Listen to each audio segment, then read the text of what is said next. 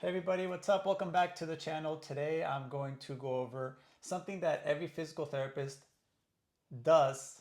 Lots of these are done in our profession. And I found as a mentor and as a clinical instructor that a lot of people don't actually know why they do it. And they also do it a terrible job at it. And it's such a foundational thing that every physical therapist should be able to do, but also understand the why behind it, even if it's something that's so simple, but it gets screwed up all the time. Yes, so we're going to be going over the quad set, a quality quad set. And this becomes very, very important for that terminal knee extension, which everybody's like, yeah, we need that for gait.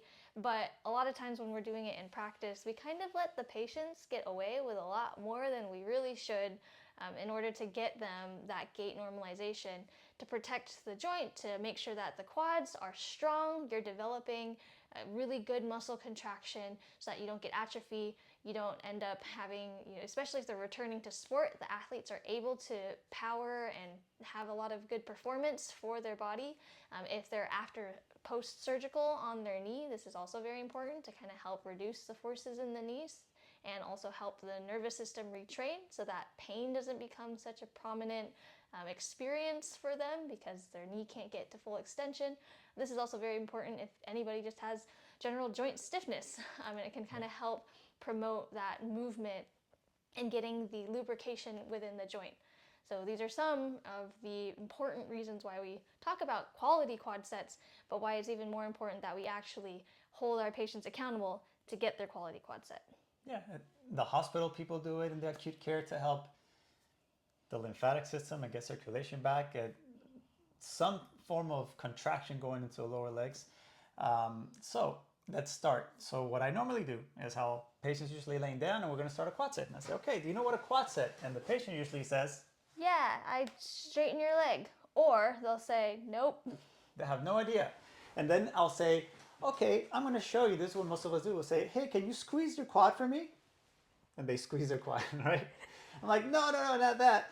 I want to go ahead and show you how to get this muscle fired up again because you've had a surgery and everything's kind of have been traumatized and it's a little shut down. So I want to make sure that we wake up your nervous system and we get the ability to increase the contraction of this muscle so that way when we get you walking during your gait cycle, when you're walking, Miss Sarah, you want to be able to withstand your full weight, and that muscle is one of the ones that helps support you so that way you don't walk with a bent knee.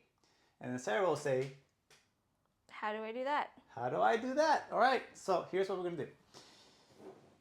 If she squeezes her quad, I say, no, we're not going to squeeze your quad. I'll squeeze your quad. No, just kidding.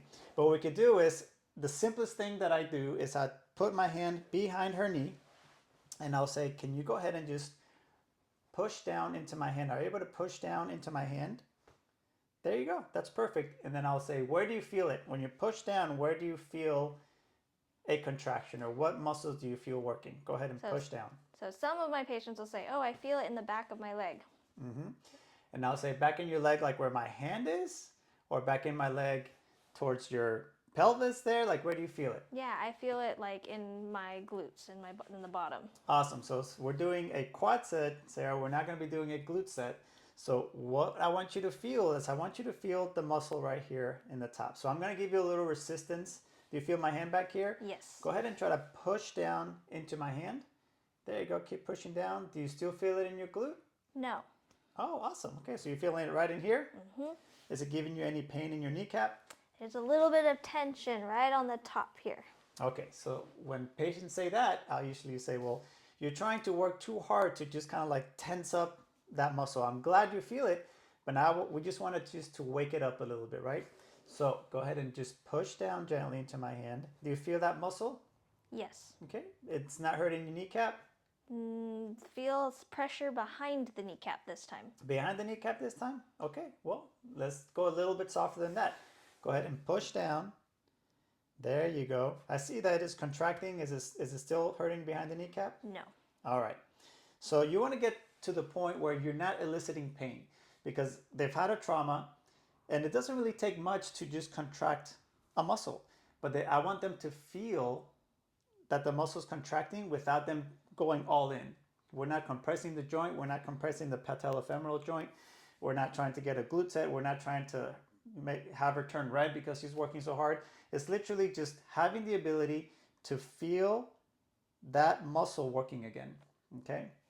This is important because once you lay the foundation for that feeling, then when they go home with their home empowerment program, which is what we call it, they're able to feel what we've asked them to feel in the clinic, and they will be more consistent with getting the right contraction, basically, right?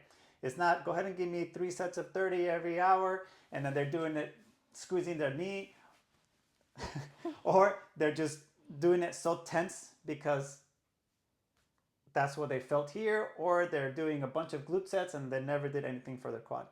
So it's extremely important for them to get the feeling of that muscle contraction, because eventually that leads to the next layer, which is a straight leg raise that is going to prep them for heel strike during the gait cycle. And I go into that with the client when I'm explaining this. I say, this is why this is important, because right now, if you can't raise your leg, can you raise your leg for me? No, that hurts. Okay, well, we're going to start with that one. When that feels comfortable and you're able to feel that, then when you come in next time, you practice it enough, we're going to go ahead and go to the next step, which is try to get you to do a straight leg raise.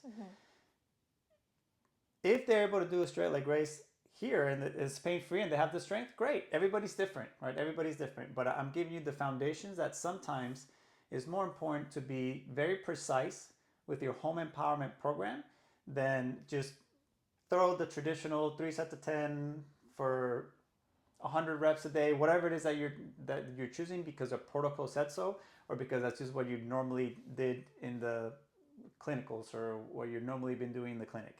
The more precise you are with your explanation of something so simple, then the faster recovery and the better you're going to be able to get them walking without an assistive device, because they can feel the difference. And the nervous system, remember, we treat the nervous system, is not trying to protect because you're eliciting pain or because you're going back to the protective pattern that they were in before they even had the surgery, because they've had OA for a long time. So there's many factors that go into it, but just practice a quality quad set. And remember, it's all about what the patient is feeling, that they're able to feel that muscle contraction. And then it's just like, yeah, I can make it twitch and tense up without pain. Okay? Anything you want to add? Yes. If you have an individual on the other side of it, right? Let's say somebody's trying to contract really hard that they're creating pain. On the other side of it, there are some people who try to contract and they really can't feel anything at all. And in those cases, like, don't just be like, oh, okay, like, just keep practicing, you'll find it. Like, try to get it there with them in that session.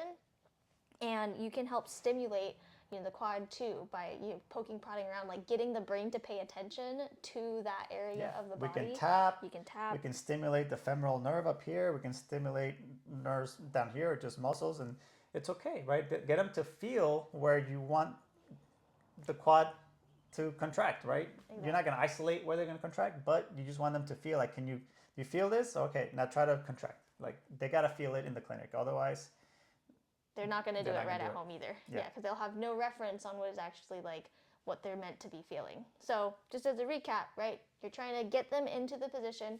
Number one, making sure it is not a glute set. Number two, it is not something that bothers the kneecap. It's not something that bothers the tendons in the quads. You're not getting pain, right? So we have all those knots. But what you are feeling is a very specific muscle engagement through the quads, even if you have to stimulate it and poke and prod until they're like, oh wow, like I really feel a lot of that area there. Yeah. And you're getting good contraction, good activation of that quad muscle before you start getting them into all these other pieces where there's many more variables that they're not going to be able to control over. Yeah, and it's important that they feel that, because we always go into something that we call mods and progs, right? So modifications and progressions. If you're able to feel a good contraction, then the next time she comes into the clinic, I'm going to test it standing. Hey, go ahead. Can you feel that muscle? Can you contract it for me? Yeah. Oh, that feels good. All right. Let's do the other side.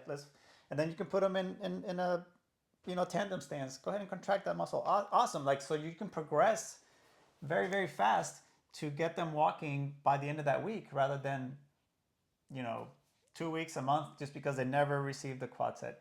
It's an important video, because it's been a pet peeve of mine for 20 years of having people come in after home health therapy, after acute therapy, after orthopedic somewhere else. They come to see me a year later, And I noticed that they have not been able to contract their quad. They don't even know what it feels like to contract their quad, but they've been functional for the whole year, and they still have knee pain, they still have swelling, and it's because we didn't set the stage right initially with a quality quad set.